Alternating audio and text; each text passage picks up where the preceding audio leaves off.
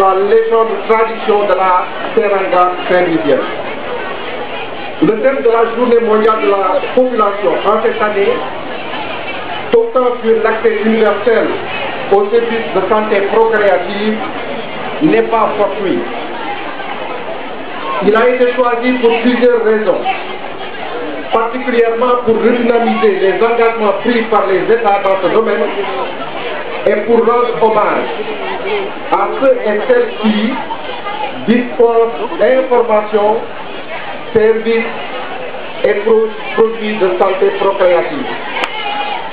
Déjà en 1994, la conférence internationale qui s'est tenue sur la population et le développement avait recommandé l'accès universel aux soins de santé procréative d'ici 2015.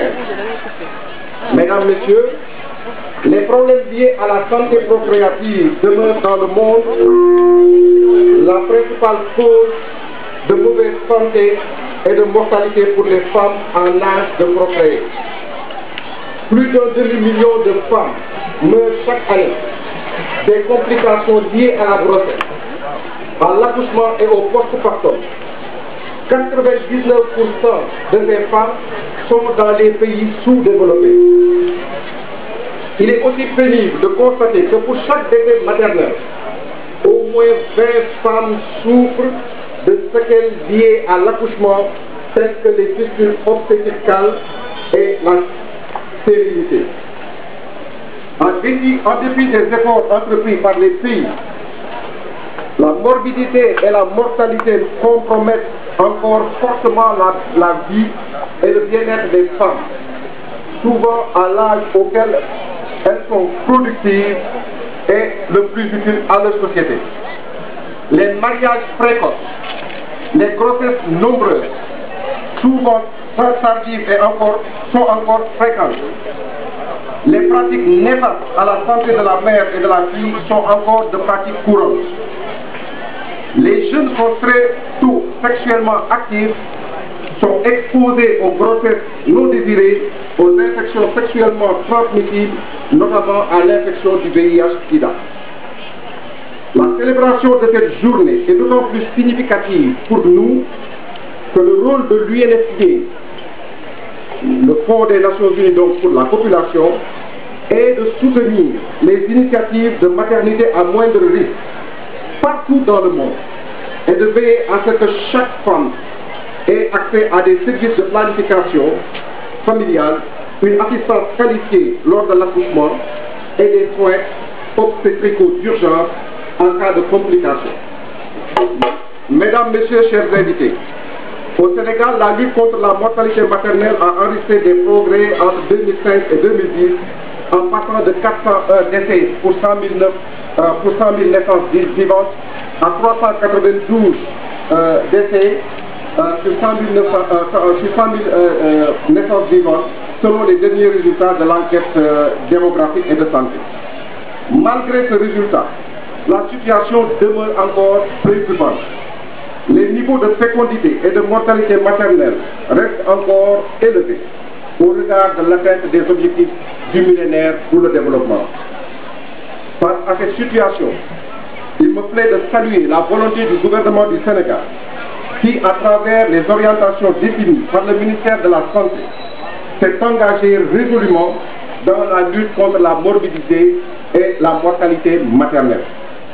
Cette volonté du Sénégal de lutter contre ce fléau se matérialise notamment à travers l'adoption de la loi sur la santé reproductive, l'élaboration et la mise en œuvre de la feuille de route pour accélérer la réduction de la morbidité et de la mortalité maternelle et néonatale, et la disponibilité d'un plan stratégique de santé de la reproduction.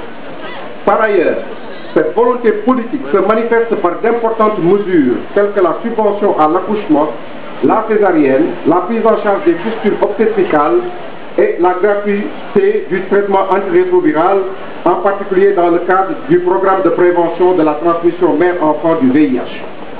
Ces mesures ont très certainement permis d'améliorer l'utilisation des services de santé maternelle. Cependant, je dis bien cependant, force est de reconnaître qu'une proportion importante de femmes, c'est-à-dire 38%, accouchent encore à domicile, probablement sans aucune assistance qualifiée. Pour améliorer cette situation, l'implication des hommes, le soutien des maris s'avère déterminant pour garantir aux femmes enceintes un accès aux services de santé de la reproduction, un suivi régulier de leur grossesse et un accouchement sécurisé, assisté en milieu sécurisé. À ce titre, l'UNFPA appuie actuellement une initiative communautaire pilote appelée École des maris à Tambacounda afin de mieux conscientiser les hommes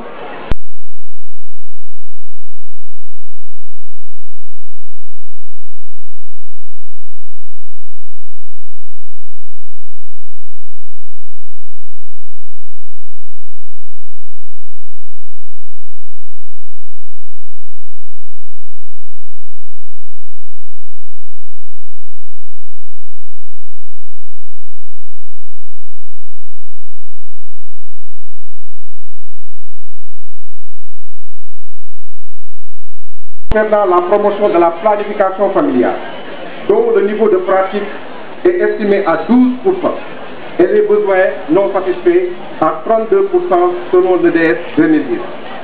Vous convenez donc avec moi que la contraception volontaire est un déterminant important de la morbidité et de la mortalité maternelle et infantile. La satisfaction des besoins exprimés en planification familiale pourrait baisser de façon drastique la mortalité maternelle et infantile. Soutenir la planification familiale, c'est sauver la vie de la mère et de l'enfant. Mesdames, Messieurs, c'est ici qu'il convient de louer la pertinence du choix de Saint-Louis pour abriter cette cérémonie. En effet, les résultats de l'EDS 5 ont largement reflété les efforts importants entrepris par l'ensemble des parties prenantes ici. Les indicateurs de la région dans beaucoup de domaines ont connu des progressions notables. C'est le cas notamment de la prévalence contraceptive qui est passée de 10 à 16,1%, de l'accouchement assisté qui a évolué de 48,3% à 69%, et de l'accouchement par césarienne qui est passé de 2,8 à 5,2%.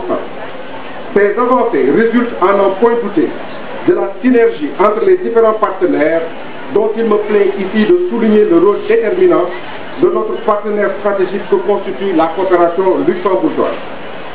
Au titre de ce partenariat, je ne peux manquer de rappeler l'important investissement consistant au relèvement du plateau technique, au renforcement des compétences des prestataires, à l'amélioration du système de référence recours et la disponibilité de l'offre au niveau communautaire.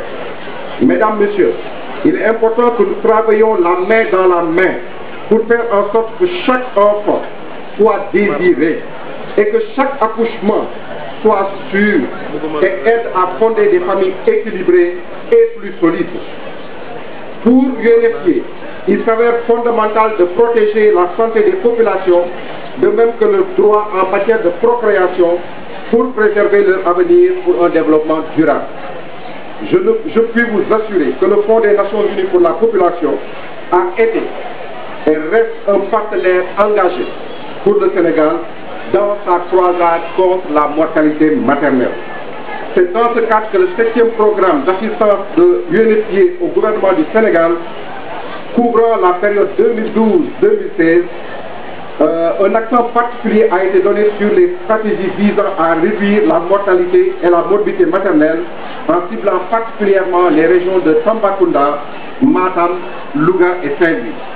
Je voudrais enfin réaffirmer la disponibilité et la volonté du Fonds des Nations Unies pour la population à continuer à soutenir, comme par le passé, les actions, programmes et stratégies du gouvernement visant à relever les nombreux défis concernant la réduction de la mortalité et la morbidité maternelle et néonatale et l'amélioration du bien-être de la femme et des jeunes du Sénégal. Je vous remercie pour votre aimable attention.